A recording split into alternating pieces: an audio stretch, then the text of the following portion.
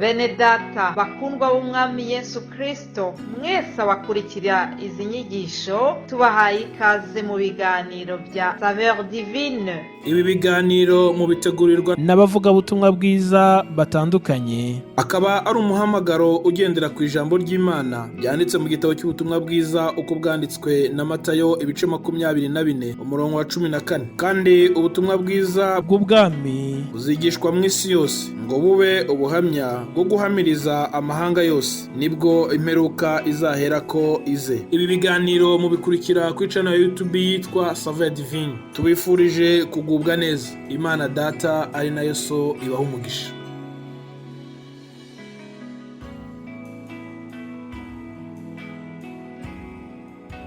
Ndabaramukije inshuti bakundwa umwami wacu Yesu Kristo, amahoro y'Imana abane namwe mwese. Muri kumwe na Ntakarutimana Eric mu kiganiro SAVEUR DIVINE. Amahoro y'Imana arushize kuganza imitima yacu. Ndashimye Imana cyane yongeye kugira ubuntu kumakanya nk'aka kugira ngo twongere tuganire amajambo y'Imana. Tumaze iminsi tuganira ku majambo ya Pasika, nk'uko bene data bagiye bayivuga, abakozi b'Imana bagenzanje bayivuze. Pasika tuyamamwo duhimbaza intsinzi umwami wacu Yesu Kristo. Kristo yadukijije urupfu, Kristo yitanze mu kibanza cyacu, urupfu rwari kuja kuri twebwe, Kristo yagiye kuri go. Uyu munsi turidegemvya kubwo gupfa no kuzuka kwa Yesu Kristo. Nuko rero reka tuganira amajambo dusanga mu butumwa bwiza bwa Mariko igice cya 5, turahera ku murongo wa 35.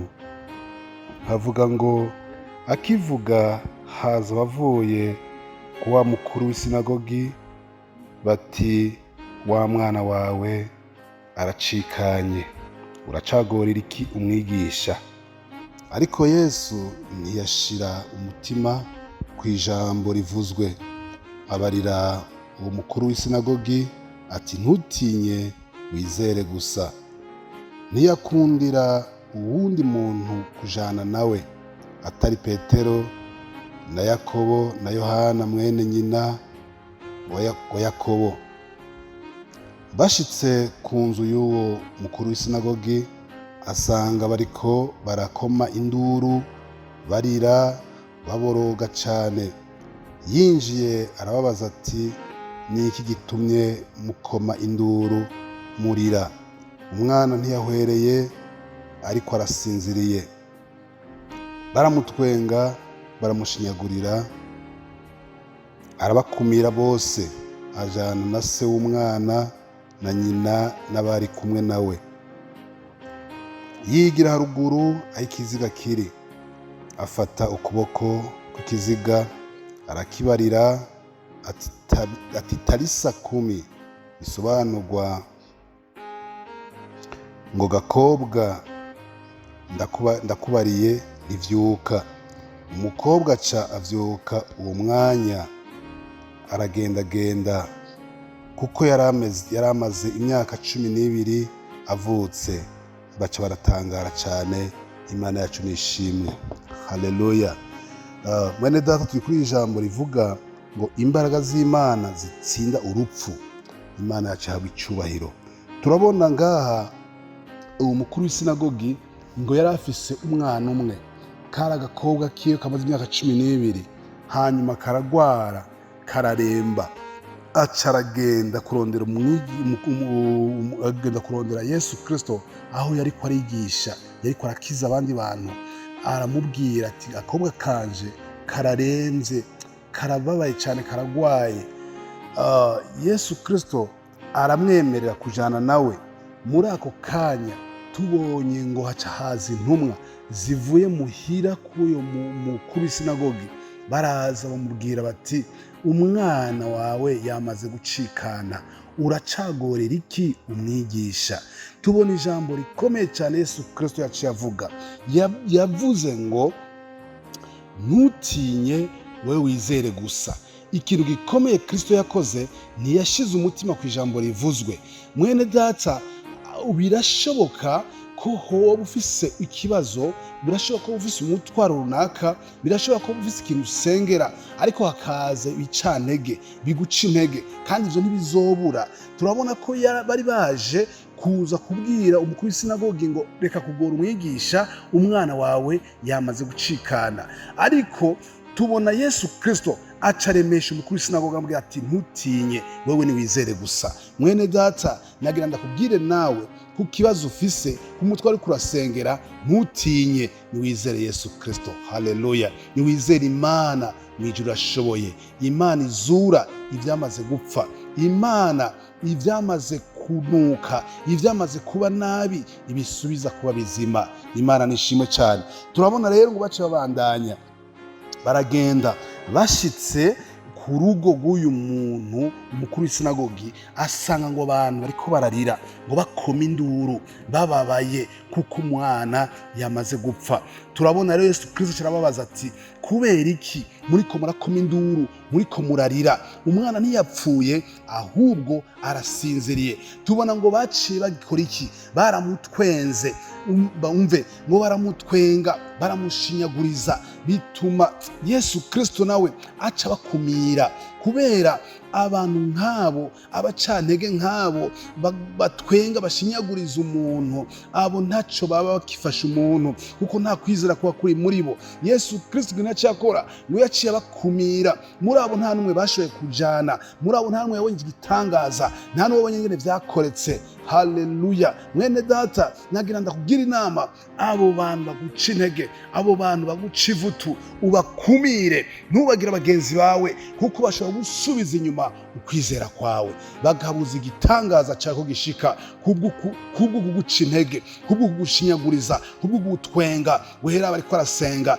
ngo mbega ukizwa ngo bimaze iki, ngo mbega uyu Mana usenga ngo kwitishura, uko umaze igihe nk'iki none itarakwishura, kumaze igihe usengera umwana none utaravyara, kumaze igihe usengera akazi none utarakaronka, bakagushinyaguriza, bakagutwenga. Mwene data, abo bantu ngo bakumire ko na Yesu yarabakumiriye, ntibashoboye kujana nawe, ngo atari Petero hamwe na Yakobo na Yohana nabo n'abavyeyi b'uwo mwana nibo bonyine bashoboye kuca bajana. Imana ishimwe. Yesu Kristo ngo acayigira haruguru, ngo aregera imbere, hanyuma yamaze gushika ngo afata ukuboko wa mwana, ngo avugira ijambo ngo tarisa kumi, bisobanura ngo gakobwa vyuka. Imana ishimwe cyane. Amufata ukuboko, umwana ngo aca arahaguruka uwo mwanya nyene, umwanya nango aca aravyuka, asubira kuba muzima. Haleluya! Abantu bari kubararira, abantu bari babonye ko kabaye, abantu bari babonye ko yamaze gupfa, ariko umwana asubira kuba muzima kubera Kristo Yesu. Yesu Kristo ni muzima, Yesu Kristo yarazutse, Yesu Kristo yatsinze urupfu, Yesu Kristo n'uyu munsi arakora. Yaravuze ngo ngiye kwa Data, ngiye kubategurira hanyu, ngo kandi yabatari hari ngo madayi babwiye. Haleluya! Mwene data, turafise umwami yatsinze urupfu kandi ni muzima, kandi natwe abamwizeye bose twiteguye kuzobana nawe. Yesu Kristo nuba arahari. Ivyo bintu biguca intege uvyima amatwi, abo bantu bakubuza kwizera ubima amatwi, abo bantu baguca intege ubima amatwi, ubakumire, uramirize. Haleluya! Yesu Kristo abwira umukuru w'isinagogi ati ntutinye, wewe niwizere gusa. Yesu Kristo nta kindi agusaba atari kumwizera. Yesu Kristo dusaba kumwizera, nta na kimwe kimunanira, byose arabishoboye. Haleluya! Yaravuze ijambo rikomeye cyane ngo nahawe ububasha kw'isi no mw'ijuru. Imana ishimwe. Yahawe ububasha kw'isi no mw'ijuru, kandi ubwo bubasha yabusigiye abamwizeye. Niwe amwizera, ubwo bubasha bwa Kristo bugukoreramwo, ugashobora gusenyura imisozi ihagaze imbere yawe, ugashobora gusitura ivyahagaze imbere nk'ibihome, bigasenyuka, ukabandanya ugashika ku ntsinzi yawe. Mwene data, nakugira inama rero, Kristo mwizere, wizere gusa, wizere Yesu Kristo, nawe aragukorera igitangaza. Imana ishimwe.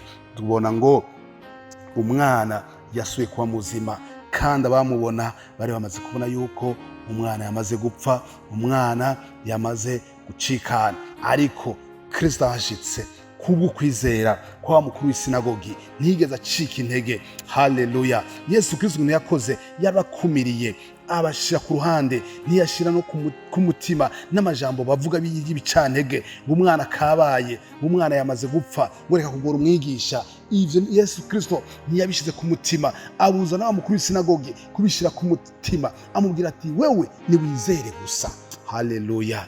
Kristo adusaba kwizera bene data, reka tumwizere. Imana yacu irakora ibitangaza, Imana yacu yazuye umwana yari yamaze gupfa. Yesu Kristo yafashe ikiganza agahagurutsa umwana kandi yari amaze gupfa. Nawe arashobora guhaguruka, kugufata ukuboko ugahagurutsa, akaguhagurutsa ivyari vyarapfuye bigasura kuba bizima. Wewe usabwa kugira gute? Kumwizera gusa. Reka twizere Yesu Kristo azotugirira neza bene data. Hari byinshi bituruhije muri no si birahari, ariko tubona ko dufise umucunguzi kandi azotugirira neza. Yesu abahezagire cyane, Imana ibahe umugisha. Ndakugira inama nawe umwizere kandi azokugirira neza. Haleluya! Imana ishimwe. Amen, amen.